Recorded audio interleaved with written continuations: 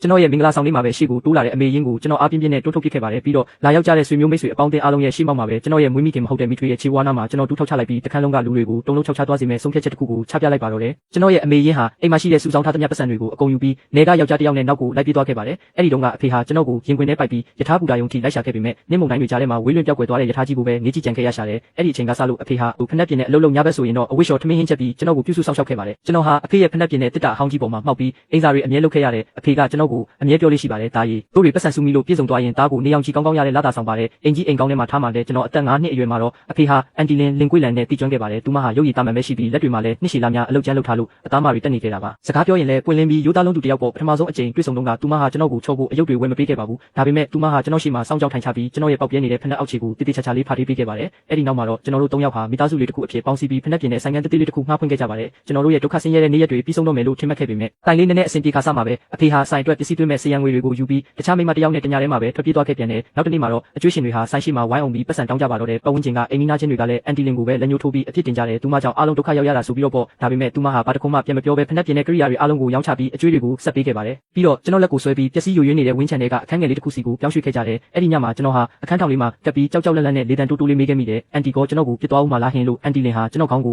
ုအသားလေးပုတ်တက်ပြီးတွေးအေးနဲ့အားပေးရှာပါတယ်မင်းဖေကသာအကျွေးတွေတင်ပြီးထွက်ပြေးသွားတာဒီအကျွေးတွေနဲ့မင်းနဲ့ဘာမှမဆိုင်ဘူးငါ့အပေါ်မှာအားနာစရာလည်းမလိုဘူးတက်ကငါ့ကိုအရင်ပြစ်မသွားသေး၍ငါမင်းကိုအမြဲတမ်းကာကွယ်စောင့်ရှောက်သွားမှာပါတဲ့ဒါပေမဲ့လည်းကျွန်တော်စိတ်ထဲမှာနှိမ့်ချစိတ်တွေအမြဲရှိနေခဲ့ပြီးသူမရဲ့သားရင်မဟုတ်မှန်သိနေတဲ့အတွက်ဘာလို့လို့တတိကြီးကြီးထားပြီးနေခဲ့ရပါတယ်ထမင်းစားရင်လည်းဟင်းကောင်းတွေကိုမနှိုက်ရဲဘူးအဝတ်စားတွေပြဲရင်လည်းကိုယ့်ဘာသာအချုပ်တဲ့အဖျား38ဒီဂရီအထိတက်နေရင်တော့အောင်ရပြီးကြောင်းတက်ခဲ့တယ်ကြောင်းကကြောင်းလာခနဲ့တခြားကြီးတွေတောင်းတဲ့အခါမှာလည်းအန်တီလင်ရဲ့ပတ်စံကိုမတုံးချင်တာနဲ့ခွဲစားထမင်းဘိုးကိုတိတ်တိတ်လေးချွေထားပြီးတပတ်လုံးလုံးမိုးပြား6တွေကိုပဲရေနဲ့မျိုးချပြီးပိုက်ဖြစ်ခဲ့ပါတယ်ဒါကိုအန်တီလင်သိသွားတဲ့အခါကျွန်တော်ကိုမိဖို့ချောင်းတော့မှဆွဲခေါ်ပြီးစိတ်မကောင်းဖြစ်ရတဲ့အပြင်စိတ်လဲတူပြီးစူပါတော့တယ်မင်းကိုမင်းဒီလောက်အထိနှိမ့်ဆက်ဖို့ဘသူကခွင့်ပြုလို့လဲငါ့ကိုစိတ်တဆနာနာတဲမာတဲ့လူမဆန်တဲ့အမေကြီးတယောက်ဖြစ်အောင်အတင်းကျပ်လုပ်နေတာလားလို့ငိုပြီးမေးရှာတယ်အဲ့ဒီနောက်ပိုင်းကစလို့အန်တီလင်ဟာနေ့တိုင်းမိုးမလင်းခင်ကတည်းကဟင်းသီးဟင်းရွက်ဈေးကိုသွားပြီးကုံစိမ်းတွေတည်ပေးတဲ့အလုပ်ကျန်းလုပ်ကပတ်စံရှာခဲ့ပါတယ်မိုးတဲ့ချိန်ဆိုရင်ထမင်းပူပူလေးချက်ပြီးသူမရဲ့သုံးပြီးဆိုင်ကယ်ဆိုလေးကိုစီးလို့ကျွန်တော်ကြောင်းရှိအထိလာပို့ပေးတတ်တဲ့ကြောင်းကထမင်းဟင်းတွေကဈေးကြီးပြီးမတန်ဘူးဆိုပြီးတော့ပေါ့သူမလာပို့တဲ့ထမင်းမှုထဲမှာတော့နွားနို့ဦးတွေအသားမြင့်လေးတွေအမြဲတမ်းအပြည့်ပါတတ်ပါတယ်နောက်ပိုင်းမှာကျွန်တော်သိလိုက်ရတာကအန်တီလင်ဟာနေ့လယ်စာဆိုရင်ချင်းဖက်တွေနဲ့ထမင်းကျန်းကိုပဲရေစမ်းပြီးဖြစ်တယ်လို့စားခဲ့ရှာတာပါကျွန်တော်အသက်10နှစ်အရွယ်မှာတော့နှစ်ပေါင်းများစွာပျောက်ကွယ်နေတဲ့ကျွန်တော်ရဲ့အမေရင်းဟာရုတ်တရက်ပြန်ရောက်လာပါတယ်သူမဟာခဏတောက်ကစွာဝစ်စင်ထားပြီးကြောင်းကိဝမှာမျက်ရည်တုပ်ပြကကျွန်တော်ကိုမြို့ပေါ်မှာလိုက်နေဖို့ဖြောင်းဖြပါတော့တယ်မြို့ပေါ်မှာကြောင်းကောနေစရာအိမ်ကောအကုန်စီစဉ်ပေးထားပြီးပြီလို့လည်းဆိုပါတယ်အဲ့ဒီတုန်းကကျွန်တော်စိတ်တွေတွေးဆောင်ခံလိုက်ရတာအမှန်ပဲဘာလို့လဲဆိုတော့ပြီးပြည့်စုံတဲ့မိသားစုတစ်ခုကိ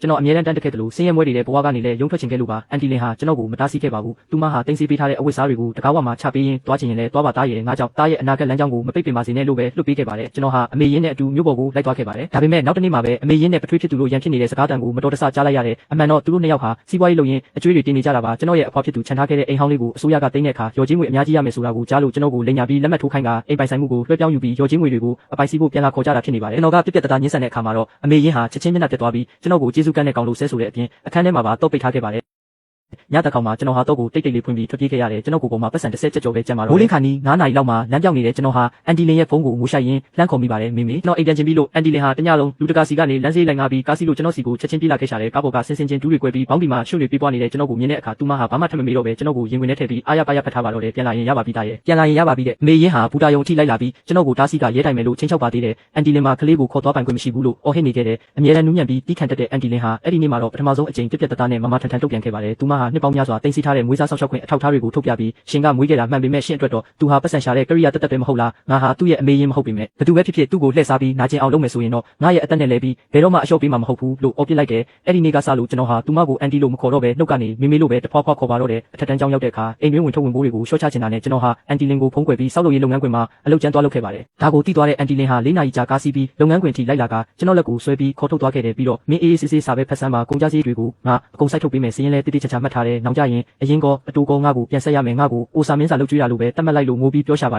်နောက်ပိုင်းမှာကျွန်တော်ဟာတက္ကသိုလ်ကိုအောင်မြင်စွာတက်ရောက်နိုင်ခဲ့ပြီးအလုပ်ကိုင်အတီးတကျရရှိခဲ့ကနူးညံ့သိမ်မွေးတဲ့ဇနီးလောင်လေးနဲ့ဆုံတွေ့ခဲ့ပါတယ်မင်္ဂလာပွဲကျင်းပတဲ့အခါကျွန်တော်ဟာအမေရင်းနဲ့အဖေရင်းကိုဘာမှအကြောင်းမကြားခဲ့ပါဘူးဒါပေမဲ့သူတို့နှစ်ယောက်ဟာမဖိတ်ဘဲနဲ့ရောက်လာခဲ့ကြတယ်အမေရင်းဟာလှပတောက်ပတဲ့အဝတ်စားတွေဝတ်ထားပြီးအဖေရင်းကလည်းဟန်ဆောင်ကောင်းကောင်းနဲ့ဆင်းအောက်မှာငင်ငင်လေးရရင်စင်ပေါ်တက်ဖို့စောင့်နေခဲ့ကြတယ်ပြီးခဲ့တဲ့အနှစ်20ကျော်ကကလေးကိုပြစ်ပယ်ခဲ့တဲ့အဖြစ်တွေဟာဘာမှမရှိခဲ့တယ်လို့မျိုးပေါ့တော့ဟာစင်ပေါ်ကနေအမြန်ဆင်းသွားပြီးရှေ့ကိုတိုးလာတဲ့အမေရင်းကိုဘုံကနေထုတ်ပစ်လိုက်ပါတယ်ပြီးတော့အန်တီလင်ကိုလိုက်ရှာရမှာဟိုတယ်ရဲ့နောက်ဖေးတူလောင်ခန်းထဲမှာတွားတွေ့ခဲ့ရတဲ့အန်တီ ဒီလင်ဟာရှော့ဖို့လုံးလို့အယောင်လွတ်နေတဲ့အင်ဂျီအဟောင်းလေးကိုဝတ်ပြီးထောက်တနေရမှာအုံးနေရှာတာပါသူမကကျွန်တော်ကိုမြင်တော့လေတန်တိုးတိုးလေးနဲ့ပြောရှာတယ်တားရဲ့ဒီနေ့ကတားရဲ့မင်္ဂလာနေ့ကြီးရက်ကြီးလေးငါလိုပြင်ပလူတယောက်စင်ပေါ်တက်ရင်ဧည့်သည်တွေကလောင်ကြလိမ့်မယ်တဲ့ဒါပေမဲ့ကျွန်တော်ကတော့သူမကိုစင်ပေါ်အထိအတင်းဆွဲခေါ်သွားခဲ့ပါတယ်ပြီးတော့ဧည့်သည်ပေါင်းတို့ရဲ့ရှေ့မှောက်မှာပဲကျွန်တော်တူးထောက်ချလိုက်ပြီးမျက်ရည်တွေနဲ့ပြောလိုက်မိပါတယ်ကျွန်တော်အသက်3နှစ်မှာအမေရင်းအပြစ်ပဲခံရတယ်9နှစ်မှာအဖေရင်းရဲ့စွန့်ပစ်ခြင်းကိုခံခဲ့ရတယ်အဲ့ဒီတုန်းကကျွန်တော်အတွက်အင်းရှိကအကျွေးရှင်တွေကိုကာကွယ်ပေးခဲ့တာမေမေပါမိုးရွာလေတိုက်တိုက်ကျွန်တော်အတွက်ထမင်းပူပူလေးလာပို့ပေးခဲ့တာလဲမေမေပါပဲညတကောင်ရံမှာခီးဝေးကြီးကနေကျွန်တော်ကိုလာခေါ်ခဲ့တာလဲမေမေပါကိုယ်တိုင်ငက်ခံပြီးကျွန်တော်ကိုကြောင်းပြီးအောင်ထားပေးခဲ့တာလဲမေမေပါပဲမေမေဟာကျွန်တော်ကိုမမွေးခဲ့ပေမဲ့ကျွန်တော်ကိုလူလားမြောက်အောင်ရှင်တန်နိုင်မဲ့တတိတွေကိုပေးခဲ့တာပါအဲ့ဒီအချိန်မှာအမေရင်းဟာစင်ပေါ်ကိုပြေးတက်လာပြီးအော်ဟစ်ပါတော့တယ်မင်းဒီလိုကျေးဇူးကမ်းတဲ့ကောင်ငါကမှမင်းရဲ့အမေရင်းကိုတဲ့ကျွန်တော်ကတော့သူမကိုတင်းငင်စွာကြည့်ပြီးပြန်ပြောလိုက်တယ်ကျွန်တော်ကိုမွေးပေးခဲ့လို့ကျေးဇူးတင်ပါတယ်ကျွန်တော်ရဲ့3နှစ်မတိုင်ခင်အချိန်တွေကို